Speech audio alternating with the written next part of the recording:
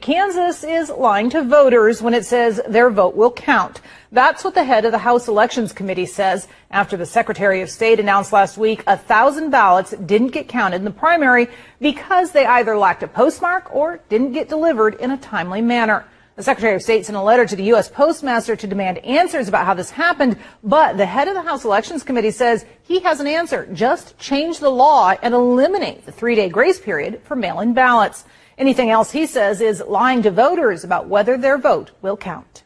We tell them that they can ask for a ballot a week before the election and it's going to show up in time and they're going to be able to get it back to the election officer. We're lying to them.